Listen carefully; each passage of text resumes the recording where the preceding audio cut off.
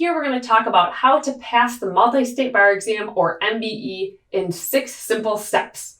So what we're not going to do is dissect a particular MBE question. Instead, I'm going to tell you an approach that will help you maximize your study time and see your MBE score improve significantly in a short amount of time. One thing to note is that a lot of students will get into this bad habit of answering something like 100 questions a day, which is ridiculous. It's too much. And they'll do this day by day, and they'll never see their score improve. I was just talking to someone who literally answered 5,000 MBE questions before the bar exam. And she failed the MBE and she failed the bar exam.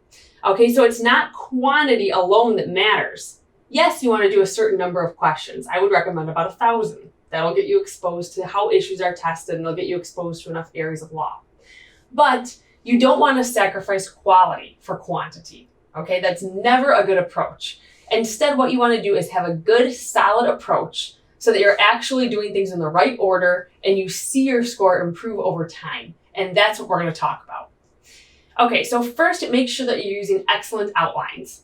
If you have bad outlines that you can't learn from, you're starting behind. You need good outlines. This is key. Okay, your outline shouldn't be too short. A real property outline shouldn't be 5 pages, but it shouldn't be too long. It also probably shouldn't be 200 pages. Instead, there's some happy middle, maybe like 60 pages, okay, depending on the font and how spaced out your outline is and everything like that.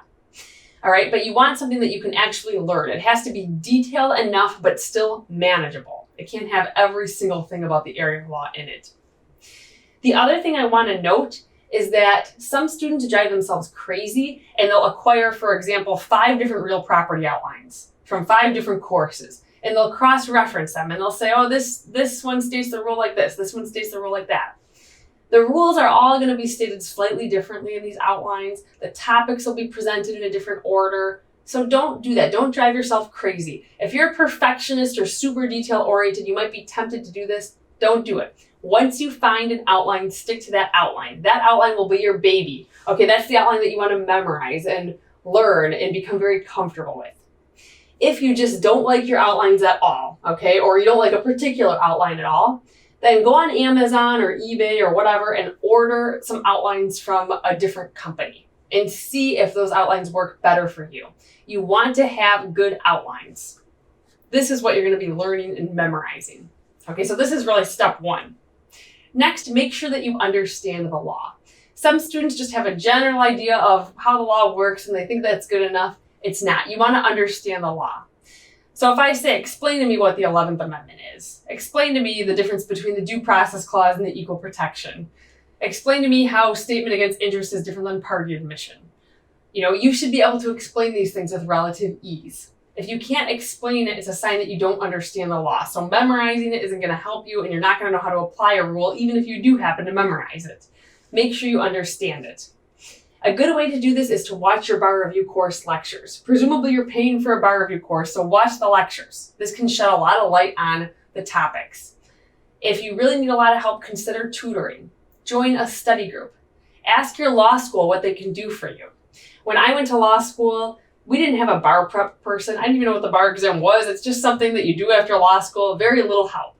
But now that's changed, okay? Because now there are much stricter bar pass rates. The bar pass rate has gone down. So this is something that schools are in tune with. A lot of schools have a bar prep person or academic support person. Go talk to them. See what resources they offer for you.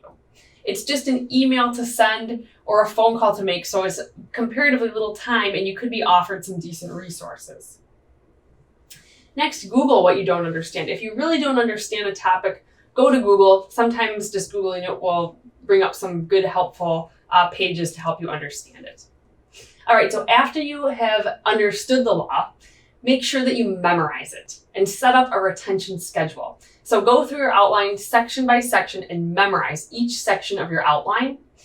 And then you should have your whole outline memorized, okay, at some point. Once that happens, keep going back and review that outline over and over again. Make sure that you keep it in your memory. If you learn an outline during week 1 and you memorize all those elements, you're going to forget it if you don't look at it again until the bar exam, it's week 10. So make sure that you're setting up a time to go back and review your outlines. It's time consuming, but honestly, it's one of the best ways to improve your MBE score is just to set aside time to review the law. I had a student who was scoring really low on torts questions. She was just scoring, about 30%. She just couldn't get her score up. I said, stop doing questions. Take 2 days and just spend those days memorizing your torts outline. Memorize the elements, okay? Get to know your outline really well, how it's structured. So she did, and then the next time she went to practice torts questions, her score went up significantly, and she found herself improving more and more after that every single day, okay? Because things made more sense to her when she had the elements of law memorized and once she kind of knew the general framework. All right, next, study smart and focus on the highly tested MBE topics. There are certain topics tested more than others, and the National Conference of Bar Examiners tells us what they are.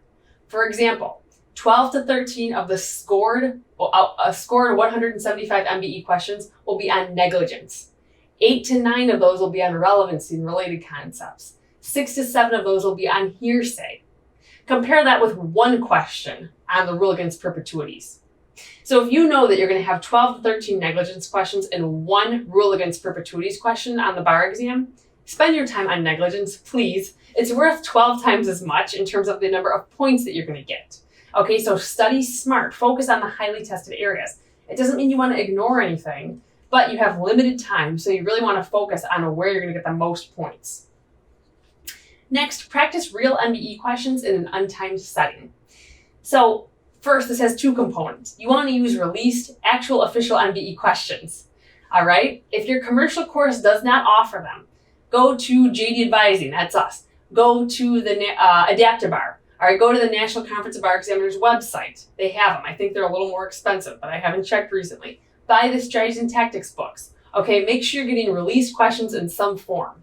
Don't buy them from every single source because we all use the same questions, okay? So it doesn't make sense to buy them more than once. All right? Of course, if your commercial course offers them, great. Then you don't have to go out and buy them from another source. But chances are your commercial course might only offer questions that they have written. If that's the case, they're not bad questions necessarily. You can still practice them. They're a good source of practice. Just make sure that you get released questions as well so that you're practicing questions that are written from the source, because those released questions are the most similar to what you're going to see on your exam day. Next, practice smart. Okay? Start by doing questions slowly and methodically in an untimed setting. So take a question, read the fact pattern, okay? Read the call to question. Don't look at the answers yet. See if you can state the issue, state the rule, figure out what the answer is if possible before even looking at the answer choices, and then pick your answer choice. Then go through all the incorrect answers and explain why they're incorrect. This is time consuming. You don't want to use this strategy on exam day because it'll take too much time, but this slow, methodical approach is a great way to improve your MBE score. All right, because it's going to force you to dissect the question. It'll kind of like get in your muscle memory of how to approach these questions.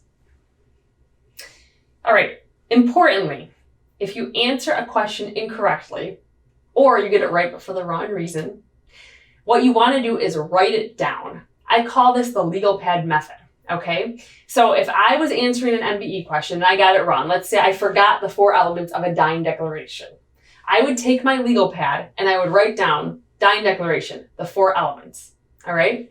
And then I would keep reviewing this legal pad over and over again. So like the next day I would look at it again. The day after that I would look at it again. Because this is going to help you keep what you don't know in your mind, okay? It's going to help you learn the law that you don't know. If you just saw a question on dying declaration and you got it wrong because you didn't memorize the elements, if you don't do anything after that, if you just say, oh yeah, okay, that's why I got it wrong, and then you move on, the next time you see that exact same question, you will get it wrong again. Why? Because you're doing way too much during bar prep. You're not going to remember every little thing, even if it made sense at the time. So what you have to do is repeat that information over and over again. So if you don't know that question because you didn't know the elements of dying declaration, write down those elements and then keep looking at them over and over again. Every day, review your legal pad. This will turn your areas of weakness into your areas of strength. All right? You're going to know the elements of dying declaration after you look at that legal pad enough times, okay, and actively review it. What I do recommend is that you write down. I recommend handwriting the law that you don't know because handwriting has a connection, okay? You'll create this connection in your brain. It'll make more sense to you if you handwrite it versus if you just type it. There's multiple studies that show handwriting helps us more. But also, and probably more importantly, people that handwrite are concise. Students who type what they don't know often end up just writing these long paragraphs or copying and pasting things, and then they never review it because they don't want to review it because it's too long. I used to confine myself to 2 lines on a legal pad, and I'd have to put everything for one question on those 2 lines. That way I forced myself to be concise, and it was actually something that I go and look at every day. Another good thing about this is you can spot patterns. For example, let's say that you keep finding that you're getting hearsay exceptions wrong. Well, it's a sign that you have to review hearsay again. Or let's say there's other things on your legal pad. I recommend you write down anytime you get a question wrong, okay? So for example, I used to get questions wrong because I would read the fact pattern too quickly. I was arrogant. I thought I knew what the facts were going to ask, and I didn't. So I would write down on my legal pad, arrogant, stop reading fact pattern too quickly. Okay, so once I saw that 3 times on my legal pad, I kept getting questions wrong for this dumb reason. So the next time I started reading a fact pattern too quickly, I reminded myself, wait a minute, I don't want to get another question wrong for this reason, and I would slow down. Okay, so you can really find patterns in areas of law that you don't know or other reasons that you're getting a question wrong. Maybe you're second guessing yourself. All right, maybe you're not reading the call to question carefully enough. There could be a variety of reasons that you're getting the question wrong, even if you know the law. So doing this will help you spot that. All right, it's truly a way to improve your MBE score. Next, get ready for test day. Complete timed exams and come up with a Scantron strategy. So I recommend about 6 weeks before the bar exam, you start incorporating timed exams into your practice. First, do 33 questions in an hour, assuming you take it under standard testing conditions. Next, do 66 questions in 2 hours, okay, a couple weeks later. Then build your way up, so you're doing 100 questions in 3 hours. This will help maximize your chances of feeling comfortable with the MBE and not running out of time on exam day. Lastly, come up with a Scantron strategy.